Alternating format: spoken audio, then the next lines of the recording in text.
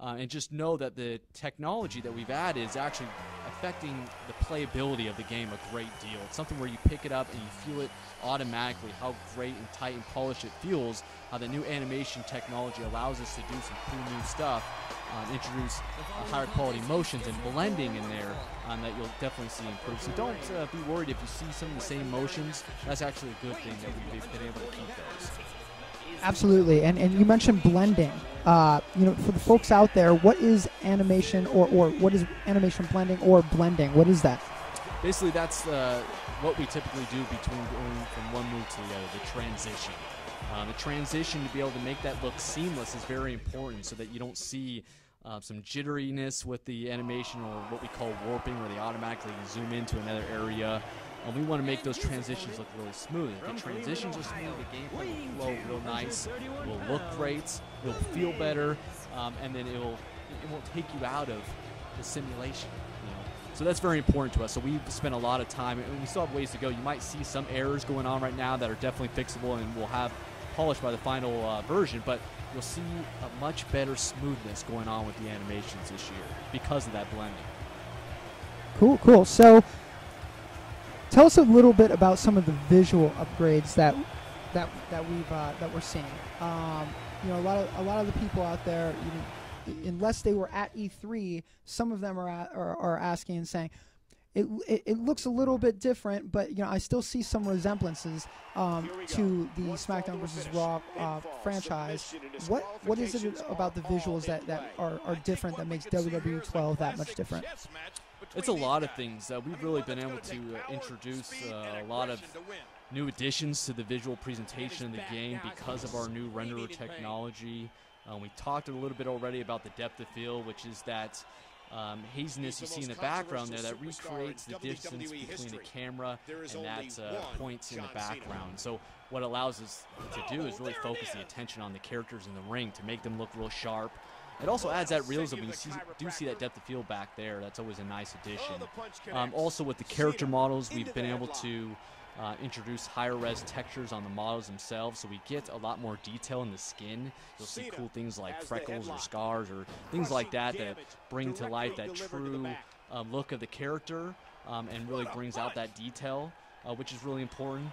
Also, we've been able to add animating sweat and blood as well in the game. So instead of being just some texture map that gets swapped when you get when your head busted open, and we actually have animation flowing down from the head and actually dripping on the character's chest and body. So that's all stuff that's actually dynamically moving in the game. Same with the sweat as well. The sweat's actually dynamically moving on the character's body. So those are some of those small subtle details you might see in there, but they're also those little things that make you kind of get immersed into the experience and see how realistic the game's looking. Also, we've added rope and mat physics as well, so when you see these big moves going on, you see the ring completely move and shake. It feels alive. It adds a lot of kind of fury to those moves, man. They really have a big impact, whereas past games you might have seen them and they might have looked a little soft. This year, the whole ring is reacting to these moves, which really gives them some power, which is nice as well. Those are just a couple things. We really do have a lot of additions with the renderer that we're happy about. But those are some of the most noticeable ones you'll see right away. And just for the folks at home, just because WWE 12 is new and we're like issuing in the new era, we still wanted to keep that same sense of realism in the visuals as well, right? And this kind of allowed us to do that, and that was our approach all along. So yes, while WWE 12 is different, it's still the realistic visual approach is still there, right? Absolutely, yeah. We've done some really cool comparisons where we've actually taken screenshots of the game and compared them to what you see on programming, kind of a similar shot from WWE television. Boy, it's looking almost identical. It's getting really scary. We like to do that comparison just to see kind of where we're off, how we're looking good, things like that. And so that's always exciting to see how close we are to matching programming. And we still have ways to go, but we feel good about our progress so far and the potential. So we just actually saw the Wake Up Taunt, correct? That's a new feature. Tell us a little about that.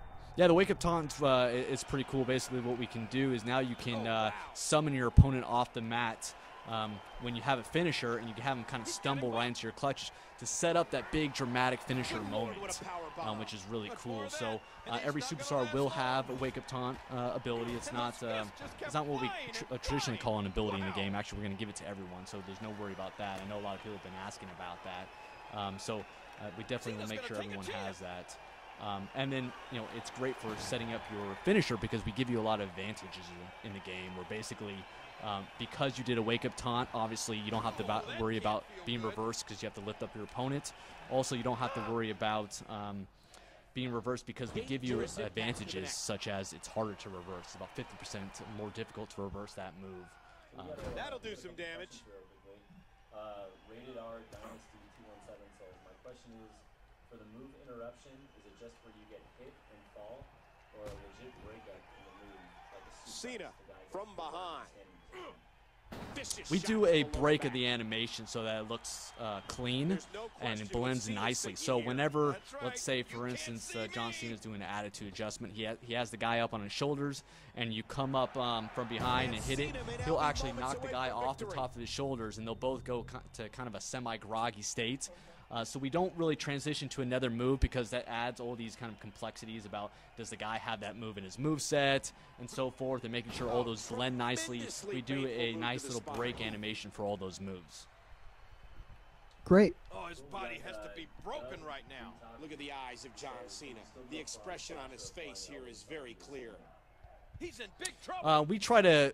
I believe so. We try to make sure that a lot of the moves that you are doing against a standard opponent make sense. But I think we do still have some of those moves in there. I'm not 100% sure, so I'd have to double check for that question. But I believe we still have that. This has been physical. Great. So, obvious difference from before to now, we see health meters. And they're not even really health meters. What is it? Tell us what we're seeing down at the bottom of the screen, and how do you interact with it? What does it do? Yeah, absolutely. The HUD down there is your fill gauge for your finisher, and so we changed it from a momentum gauge, which we had in the past game, that actually grew and shrank depending on how well you did in a match. If you had moves done on you, you lost some momentum. If you did moves, you gained some. What we found was that wasn't very competitive because if someone's on a hot streak, they can basically force you to lose majority of your progress towards a finisher. Now you never lose the progress that you had in there, and you can continue to store it up so that you can save your finisher. Sorry, I have Miz, and he's crawling to his ropes there. He's trying to get a rope break, reach for the ropes, got it. He's still going. So I see when you go to run, the adrenaline pops up, and tell us a little about adrenaline and what the adrenaline meter indicates. Yeah, absolutely. And a couple of things I want to mention on the momentum fill gauge is that we also added the ability to store multiple finishers in there, which isn't an ability. Everyone can do it, so you can store more than one finisher. The adrenaline meter is a meter that kind of governs how long you can run for. Kind of similar to our stamina system in the past. Basically, as you're holding the run button down, your adrenaline meter will drain, and once you reach at the end there, you won't be able to run anymore. We don't do anything like make you fall down or anything that was kind of annoying in the past systems. What we do is we just force you to start walking at that point. Also, if you are being Irish whip, it won't take away from it as well. If you're Irish whip, you still will run even though your adrenaline meter is empty. So that is basically game designer Brian Williams' way saying to Greg Miller, "You can't see me," right? Yeah, absolutely. The whole purpose behind it was to reduce the spamming of run attacks and really to kind of govern that. Of course, if you don't like the adrenaline system, you can always turn it off in the options. We always give you that option. But it is something that kind of makes the experience more competitive if you do have a way to kind of govern that running spam. Cool. So you won again, and I know some questions that have come up are victory celebrations.